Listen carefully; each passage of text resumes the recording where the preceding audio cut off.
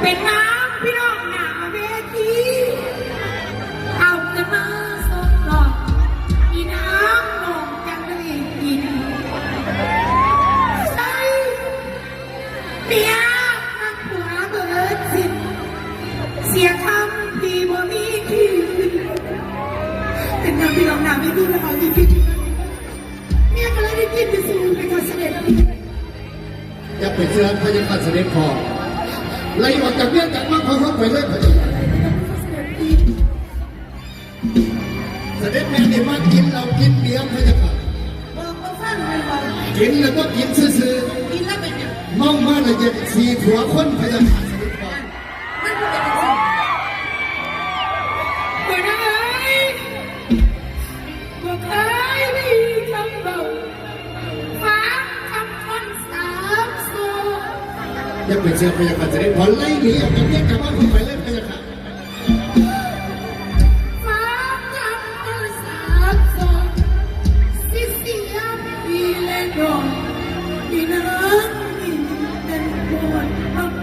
อย่าไปฟ้องพระยาคันเสด็จพอเมื่อบาดทัวเมื่อทัวพัทยาหรือผู้ใดเขาขโมยของอาจารย์สาวเสด็จแม่ของผู้ขานี่เป็นกะลีพระเจ้าค่ะ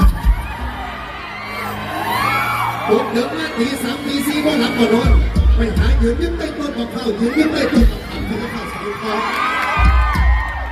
ไล่หนีได้เพียขาดไล่หนีไปแต่มึงได้ไปบอกกูแค่หนึ่งยุคจะมาปวดนะเอ้ยบ่ต้องเลยเสด็จแม่แก่ปากแก่เพียปวดนะเอ้ยร้องใครจ้าแต่ว่าหายเบาเบิกกันนะบอกว่ามาได้เสด็จพอเป็นเจ้าที่ดียังอยู่ร้องเฉลิมน้องพี่น้องไอ้ร้องเบาแม่ละน้องจ้าปวดนะบอกว่ามาได้เสด็จพอบอกว่ามาจะขอร้องขอร้องให้พี่น้องคนใดผู้ใดจับตัวกันได้ว่าเสด็จแม่เป็นยังไงมีดีอย่างที่ได้ใจส่วนเสด็จพอบอกว่ามาได้พระยาค่ะ